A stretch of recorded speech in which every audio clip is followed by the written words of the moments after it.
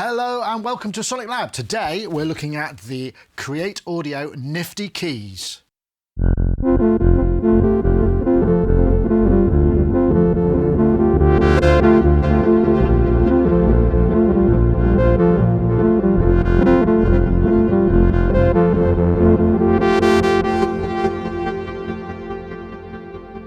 So what is the NiftyKeyz? Well, the NiftyKeyz is a modular case with a built-in keybed and keyboard and patch possibilities and all sorts of kind of clever sort of internal digital logic for combining all of this modular kit into a single unit. Now, we've seen this before. There was, of course, the Waldorf unit. I forget the one, it was the white one, but that's been discontinued. So there really aren't a lot of options out there. So this is actually well timed, although it's a complete fluke because they started working on this quite a few years ago, and obviously the Waldorf was still about. But just to give you an idea of what we've got, okay, we've got a 49 key keybed with aftertouch and velocity. Then we've got 112 HP case, which has got plus 12 to 1500 milliamps, minus 12 to 1000 milliamps, and plus 5 to 1000 milliamps. 2 buffered mults, a range of CV outs. We've got 4 CV outs. So in this patch, I was playing it in polyphonic mode. I was only using 3, and in fact, I had to bring in the extra Lifeforms, VCA, and envelope just so I could run them all separately. Not only that, but we can split the keyboard as well. And we've also got an arpeggiator. We've got an inbuilt LFO. We've got an inbuilt clock, which will give us arpeggiator and also run the LFO. There's a USB MIDI interface. There's also MIDI in and out, and MIDI through if you switch it that way, dedicated outputs and a headphone output on 1/4" jacks. There's a lot of utility to this. It's quite an interesting thing. Price is around $599 US, which makes it pretty affordable as well. So let's take a look, see what it does. Starting over here, this is the kind of control panel before we get into the actual main part of just where the modules are.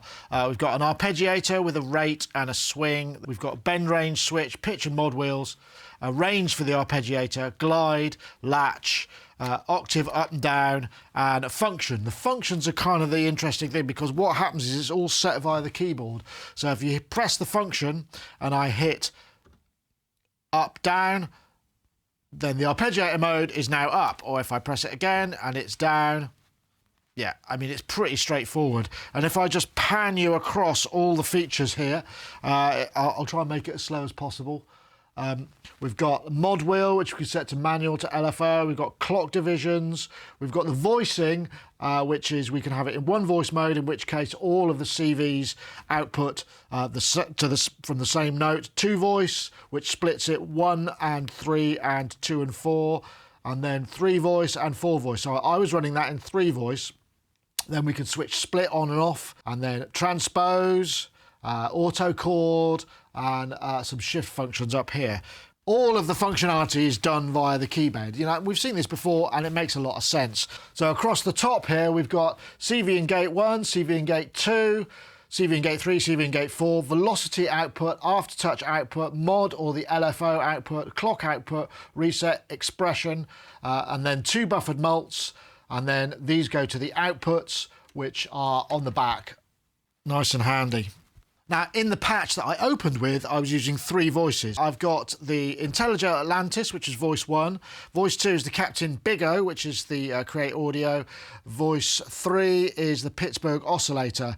Oscillator's going into the filter. Captain Big O's going into the Dave Smith Curtis filter, which was quite a rare module. I don't know if you got that. And then I was also running envelopes in VCAs because I was using the VCA in this for voice 2, and then voice 3 I've got the VCA and Dr. Filter. And it enabled me to create that lovely 3 voice. I mean, you know, yes, we can play polyphonic modular with this, but it still doesn't make it any harder, any easier to tune up. But that's actually quite straightforward because in this instance, so if I take, this is all going into clouds, which is that lovely effect. But also, actually, I should point this out, there's a clock that's coming out of, the clock output is coming out and going into the blend, which is creating that timed reverb mix. So if I turn that, so that's creating that sort of clocked effect, which is basically affecting the blend control. Really nice, actually. And then finally, that's all going into this little mixer, which is the 3 voices going into that and blended. But as I was saying, if I want to tune it up, I press function, go into 1 voice, I'll turn this all down and take the clock out. So I've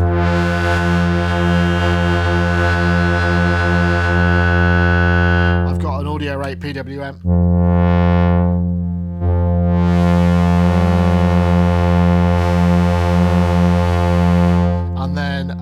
Voice 3. There, and then I literally go back into 3 voice mode. I mean, you know, that's just the way it goes with modular and polyphonic patches. But it's quite unusual to be able to make one out of a case. I mean, yeah, there are all sorts of controllers that enable this and multi-voice.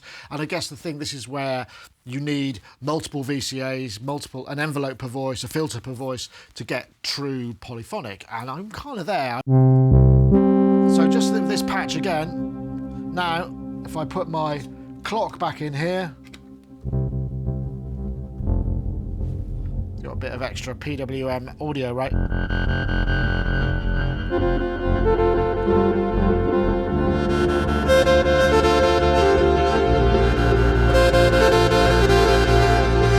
yeah, it can get a little bit funky in terms of tuning, but that's the nature of modular. I did find that the scaling on all of these CV outputs was bang on. It was more a question of some of the things that responded didn't. I don't know if there's a way, or I can't see a way to tweak the scaling of the individual CV outs if you've got some modules that are perhaps tail off, because as we know, sometimes the actual tracking curve is not perfect on all modules. It's getting a lot better on modern ones, but maybe some of the older ones like this Pittsburgh, it's a little less precise, and I can't adjust that. Incidentally, I will be changing the modules out in this, and I have to say it's worth getting yourself some of these Bafako Nurleys, because these are really useful, because what you get is this sort of hat. You could easily take them in and out, and it's great for changing modules quickly, because then you don't have to mess around with screwdrivers and fiddly screws and whatnot. So I've switched this off. Now if I just unscrew these, you can see what we have, which is really much more preferable in my opinion. If we take this out, you can see that what we have are pre-drilled rails, so we're not dealing with those really irritating slidey things that never get really hard to get into the right place. It's all pre-drilled, and the spacing seems pretty bang on. And then underneath you can see that we've got just a ribbon cable where we plug in and plug out the power. There's plenty of these in. Would it be nice to see a rail, because obviously then we'd end up with, you know, you can pull them out, because at the moment you need sort of 2 hands. You don't want to pull too hard on this, but I think that's probably one of the cost-cutting measures, and that's fair enough. I mean, we see it in a lot of other cases besides. If I want to change this around, I'm just going to put it back in, and then using the Nurleys, just screw it back on. So I think one of the cool things about this is it's not just a case, you know, it actually has some functions built into it. And one of those functions is the ability to use an LFO. We've got an LFO over here, and or have the mod wheel. So in this case, I've got a patch which is just outputting filter control into this Atlantis. Now, what I can do is I can go into function mode and I hit LFO, and now it's the LFO. And I still get the amount on the mod wheel.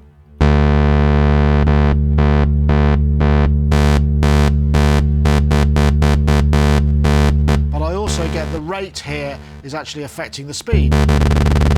And you know, yeah, okay, it's not going right up into audio rates, but it's a sort of free LFO effectively.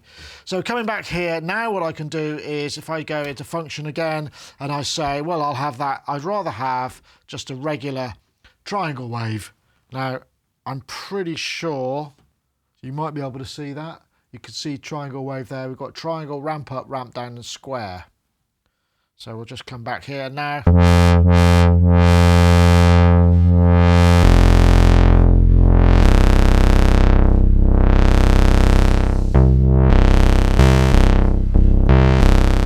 Speed up.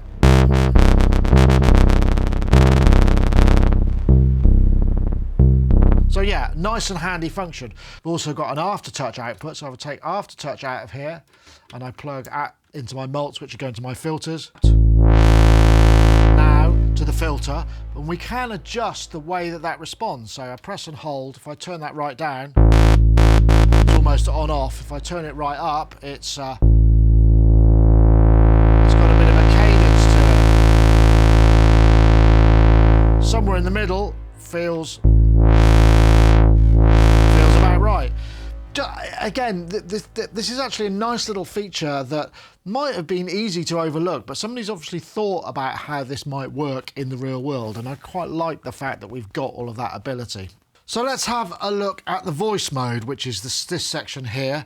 Obviously in my opening patch I was in 3 voice mode. If I go into 1 voice mode, then what happens is all of these CV outputs will just work in unison. So it's now triggering all my discrete paths, which is jolly nice.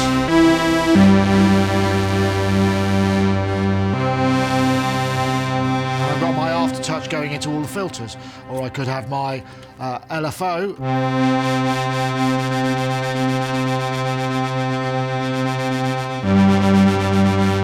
via the mod wheel, or I could have velocity.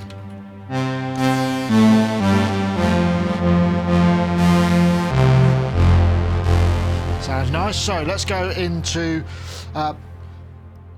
split on 1 voice mode. So I do that by pressing function and then split, and then another press of any of these notes will define the split point. So if I say middle C, then we have our split point. Now what I'm going to do is I'm going to move the assignments around here, because essentially in split mono mode it does unison 1 and 2 and unison 3 and 4 either side of the split point, which is C3. So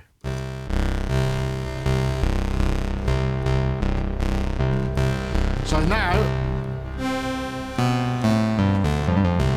in split mode, each side, let's take that down, each side of the key bed outputs on different CV and gauge. So my bass is just triggering the Atlantis,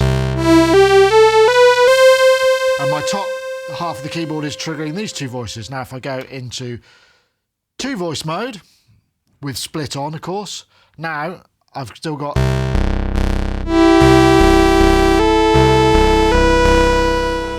bring a bit of reverb in there because that's just a bit nicer, and we'll come out and we'll have the filter.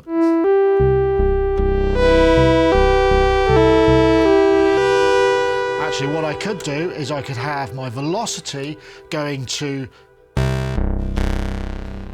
the modulation filter input, and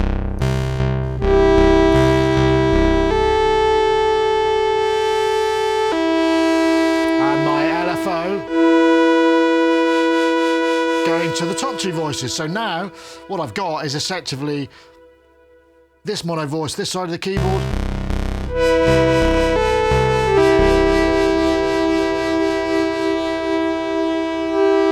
let's shut those down a bit.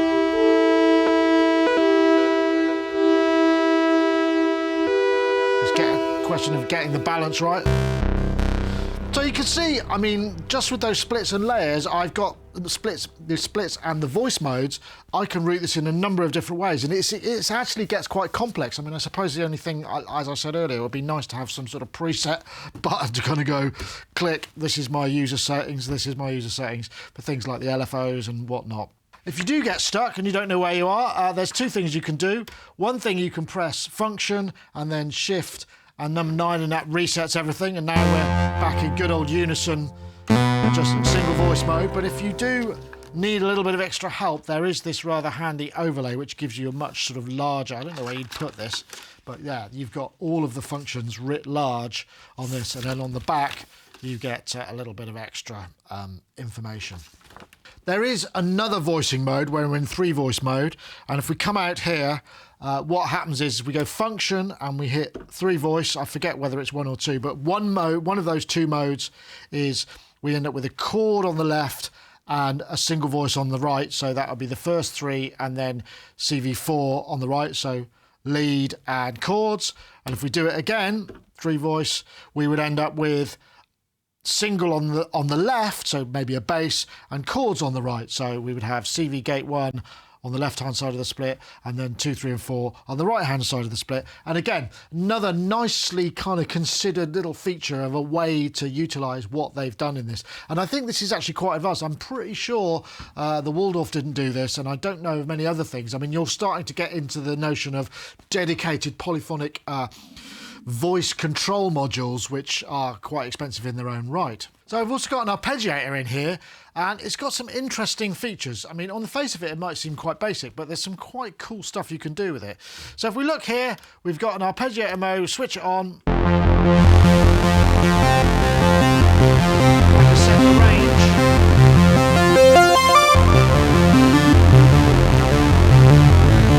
And then I've got functions to set it to up, down, random, sequencer, maybe a little more on that later.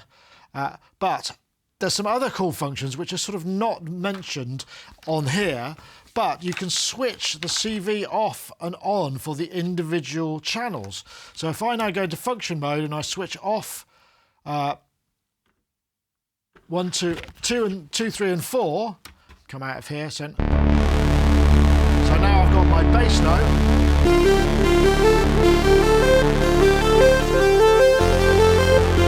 The arpeggiator is only affecting these voices and not the CV gate output, and we can switch them on and off in different ways. And this is actually, again, another just a really kind of, that's an interesting idea. There is another mode here. If we go into sequence mode, press function, sequence, and then we enter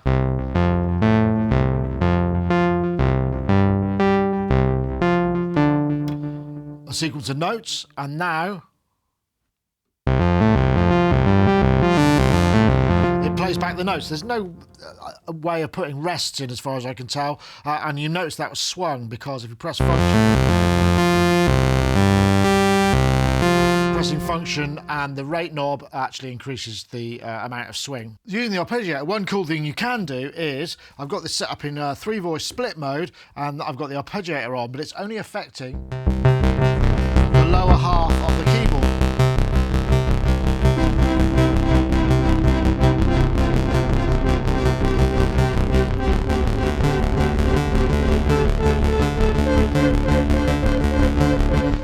So that means I can actually arpeggiate certain voices and not other voices. And that's in combination with the ARP CV off. So what I've got is the ARP on CV1 and then off on the other two voices, which means basically the ARP only applies itself to that voice and not these two voices. There was one little thing that had me flummoxed, and that is in this octave switch, it's a 3-octave. That's as low as I can go on the IntelliGel, which is set at octave 0 on the VCO. On these oscillators, not so much of a big deal because you've got a much wider tuning range. I couldn't figure it out, but actually what you do is you press Shift, Transpose, and then you can go up and down in additional octaves. So if I want, I can just go down to the lowest I think I can possibly get out of that. So that means now the kind of scaling is tuned to that, and then I would maybe bring these up an octave to get them into the same sort of range. We do get individual MIDI channels we can set for each of the 4 CV gate outs. So we've got effectively a 4-channel MIDI CV gate interface in addition to all the other stuff we've got. So that's the Nifty Keyz. I'm really impressed with this, actually, I have to say. I think it's a very useful and handy piece of equipment. I could see myself using it if I'm doing reviews, because I could just drop something in and I don't have to mess around with extra modules. I've got the 1/4-inch out on I/O, which has got a volume control as well. There's also a dedicated headphone output on its own volume. The fact that it's a 4-channel MIDI CV or CV gate unit, it's got a built-in LFO, velocity access, clock, buffered mults, lots of stuff to really kind of be impressed by. Oh, one more thing, as they say in certain circles and presentations, the auto chord function. I couldn't figure out how to use it, but actually what you do is you go function, you go into 4-voice mode, and then you go learn, and you can play. Let's do a simple triad and then switch it on.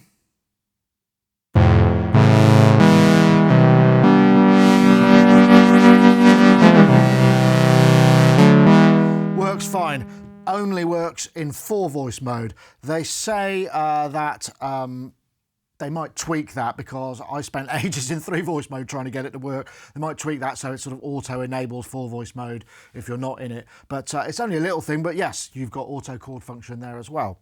Another thing that I also may have missed, right here is another LFO wave, which is random. So we have triangle, ramp up, ramp down, square, and random. So that's pretty much all of the features I think I've now covered. Overall, I'm really impressed with this. $599 US should be in the channels and available pretty soon. I'm fairly sure they'll sell a ton of these just because it makes it more accessible and in a form. I know the Waldorfs were very popular, and this is considerably less expensive, and it has quite a lot more functions. Anyway, that was the Nifty Keyz by Cre8audio, available now. Thanks very much for watching. See you next time.